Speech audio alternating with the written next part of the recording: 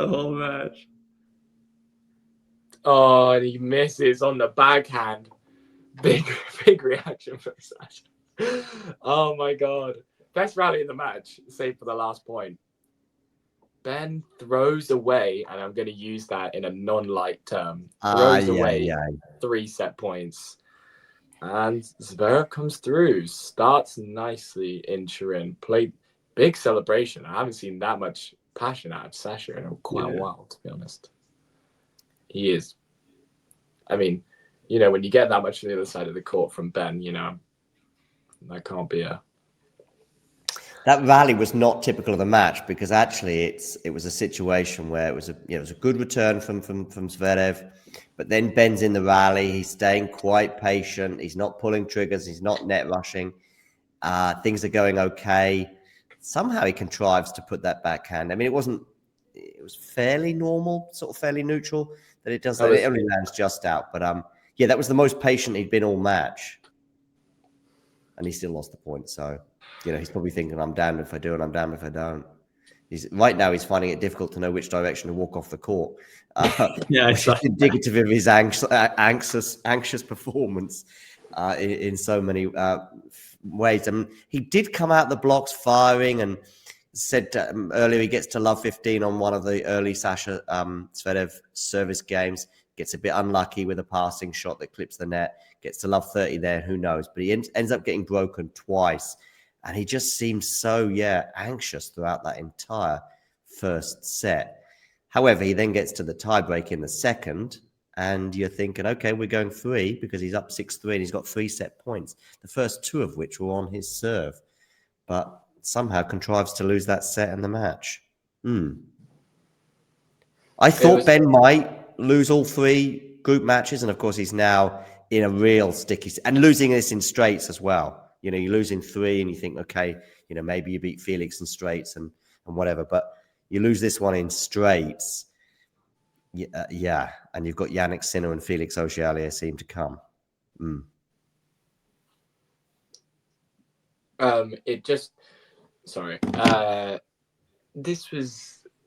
did say this was the match that Shelton needed to win if he wanted any sort of chance. The Felix matchup is horrible, and now it feels as though unless Shelton can produce something pretty big, it feels as though the crunch match is Zverev Felix, which I kind of favor Felix in that for me. I've got Felix emerging from the group. In fact, I've actually got Felix in the final. Does Ben need to go that big on any of those 3 set points? Yeah, it's just like bad +1s, to be honest. I think he had it. He had it won mentally when he stepped up to serve at 16. That huge celebration for that pass at 6-3 almost felt like he never came down from that moment, and then it just dissipated from there. But Zverev will have a great chance now. I mean, straight sets win. Yes, it probably will come down to the Felix match.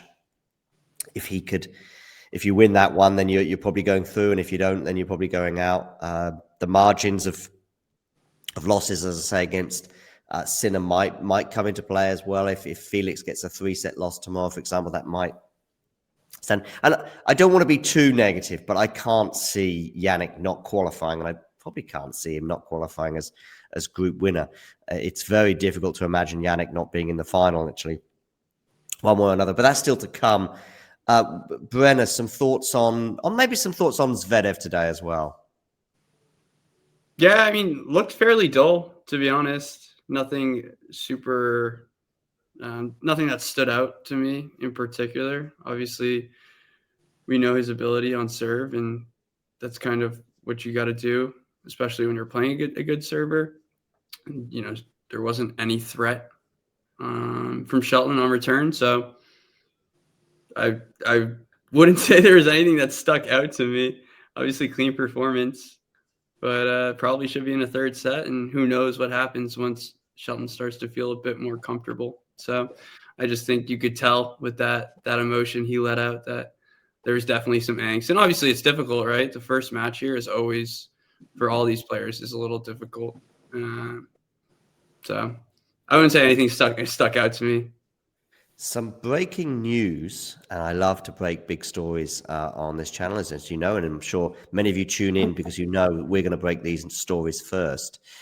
Casper Ruud has had a haircut, and it's very curious, I would suggest. Haircuts in tennis seems to be a bit of a thing at the moment, with Alcaraz kind of starting the trend by his brother somehow mismanaging his hair, and then he went a skinhead, and now he's gone for the blonde top. Then we had Fonseca talking about it in his speech. Zverev has also mentioned it. I think if he wins the Australian Open, he's vowed to cut his hair. And now Casper Ruud is getting in on the act. I don't know if we've got any thoughts on this, Fergus. For me, he actually kind of looks like a rugby player in the nicest way possible. I don't know whether it ages him or de-ages him. It's a look. It is something. I don't think it's not quite Carlos, because Carlos, can pretty much do anything, and it'll look fine. Yeah. Ruud kind of. Well, will he still wear the sweatband now? That's like it's definitely weird looking on Ruud. I mean, he's got a couple of months to grow it back before Australia anyway, so maybe he's chosen this time of year. If he grows it back, does he just buzz it again, just before the AO? Yeah. He actually was one to have bleached hair back in the junior days. I saw a picture. Yeah, but basically since making it, he hasn't had bleached hair.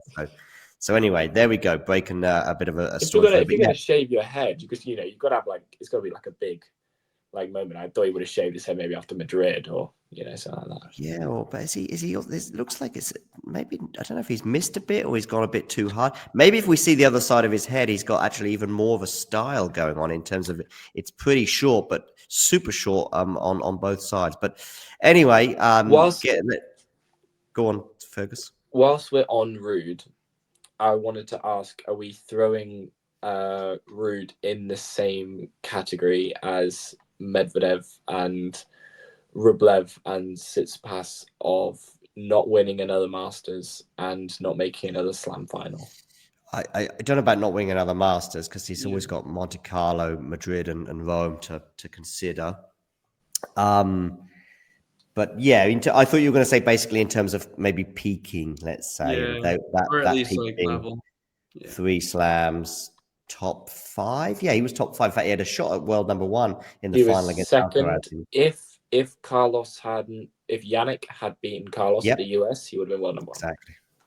So yeah, I am thinking that him and that other batch of players have peaked. I wouldn't say none of them will win another 1,000. I think Medvedev could easily win a hardcourt 1,000 before he's done. How long do you think Medvedev have left? As a player, I have no idea. It could be anything between 1 and 4 years. But my point that I made to you a few weeks ago was that, yeah, he's peaked. He's not winning another slam. He might pick up a few titles here and there because, there's plenty of hardcore titles out there. I just don't see him returning, for example, to the top 10. I don't think even that is going to happen because, yeah, it just feels like there's a slump. But he has had a nice little uptick the last few weeks. So that suggests something. But I think when you said 4 years, I thought that was a bit strong. I think that was my reaction, wasn't it, Fergus? You seem to think I was losing my mind when I said that. I think I did think that, yeah. Well, 4 years does seem a lot, but 220 points separates Medvedev and the top 10.